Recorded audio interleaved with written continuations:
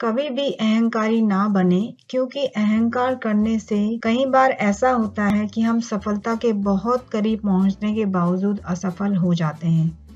अहंकार का सबसे बड़ा उदाहरण हमारी रामायण की कथा है, जिसमें रावण ने अपने अहंकार के कारण अपने पूरा साम्राज्य, अपने परिवार और अपनी प्रजा का विनाश कर दिया था। नमस्कार दोस्तों, स्वागत है आपका पॉजिटिव थॉट चैनल में, जहां मैं आपको एक मनोरंजन कहानी के जरिए एक पॉजिटिव थॉट का सार समझाती हूँ। तो चलिए शुरू करते हैं। आज का जो थॉट है वो है, कभी भी अहंकारी ना बने। बहुत समय पहले की बात है, एक जंगल में एक शेर रहता था। शेर बहुत ही दयालु और अच्छे स्वभाव का था, लेकिन जो शेर की पत्नी यानी कि जो शेरनी थी, वो बहुत ही घमंडी थी। शेरनी जब भी जंगल में घूमने जाती तो जंगल के बाकी जानवर उसे आदर देते, उसे नमस्ते करते, उसका अभिवादन करते, लेकिन शेरनी किसी भी बात का जवाब नहीं देती, ना वो किसी की तरफ देखती।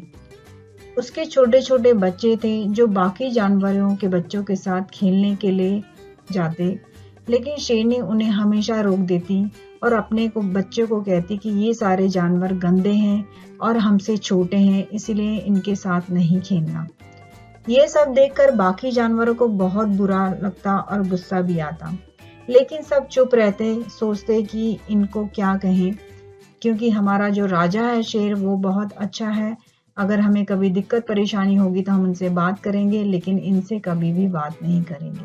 तभी सब जानवरों ने मिलकर तय किया कि वो भी शेरनी से बात नहीं करेंगे और ना ही अपने बच्चों को शेरनी के बच्चों के साथ खेलने के लिए आज्ञा देंगे। एक दिन शेरनी सो रही थी और जब सुबह सुबह वो सोकर उठी तो उसने पाया कि उसके बच्चे उसके आसपास नहीं हैं। शेरनी बहुत घबरा कर उठी, बहुत परेशान हो गई। उसने यहाँ वहाँ ढूंढा, बच्चों को हर जगह देखा, अपने घर के आसपास देखा, लेकिन उसके बच्चे कहीं नजर न आए। शेरनी बहुत परेशान हो गई। वह शेर से मदद लेना चाहती थी, लेकिन शेर किसी कारणवश कहीं गया था। इस वजह से वो और भी ज्यादा परेशान हो गई। अब उसकी मदद करने वाला कोई नहीं था, लेकिन परेशान होते हुए जंगल में गई और कुछ जानवरों को, कुछ बंदरों को आवाज लगाई और कहा, क्या तुमने मेरे बच्चों को देखा है? बंदरों ने कुछ भी जवाब नहीं दिया।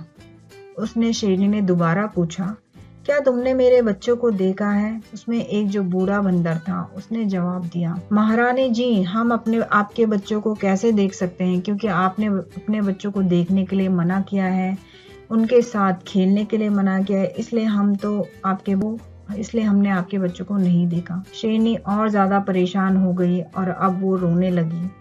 उसका रोना सुनकर जंगल के बाकी जानवर भी उसके आसपास आ गए, जैसे कि भालू, हिरन और बंदर। शेरनी ने सभी से पूछा कि मेरे बच्चों को ढूंढ दीजिए, मेरे बच्चों को देखिए, क्या वो कहीं आसपास हैं, कहीं आपके पास तो नहीं।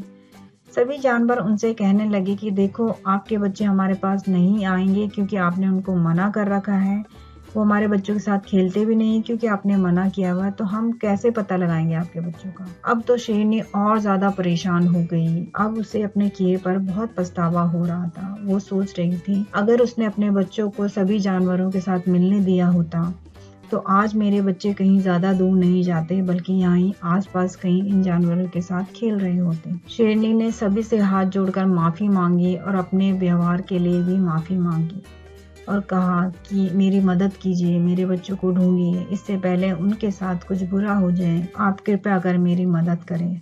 सभी जानवरों को उसे देखकर दया आ गई और सब शेरनी के बच्चों को ढूंढने लगे और शेरनी से कहा कि आपको अपने किए पर पछतावा है तो हम आपकी मदद जरूर करेंगे, आप थोड़ा सा धीरज रखिए, हम आपके बच्चों को ढूंढते हैं। पूरे जंगल में बात तेजी से फैल गई और सभी शेरनी के बच्चों को ढूंढने लगे। दरअसल शेरनी के बच्चे हिरन के बच्चों के साथ खेल रहे थे और क्योंकि हिरन हमेशा झुंड में रहते हैं, तो उनके झुंड के कारण शेरनी के बच्चे दिखाई नहीं दे रहे थे। जब ये बात हिरन तक पहुंची तो हिरन ने तुरंत शेरनी को सूचित किया और उनसे कहा कि आपके बच्चों को मैंने नहीं बुलाया, वो स्वयं ही मेरे बच्चों के साथ खेलने आ गए। शेरनी ने कहा कोई बात नहीं, क्योंकि अब मैं समझ गई हूँ कि हमें सबसे मिलजुल कर रहना चाहिए। हमें अपने दोस्तों की हमेशा आवश्यकता पड़ती है। हमें कभी भी अहंकार नहीं करना चाहिए अपनी किसी भी चीज को लेकर। तो देखा आपने, हम अहंकार में हमेशा सबसे ज्यादा नुकसान खुद को ही करते हैं। इसलिए अपनी किसी भी चीज के लिए कभी अहंकार ना करें।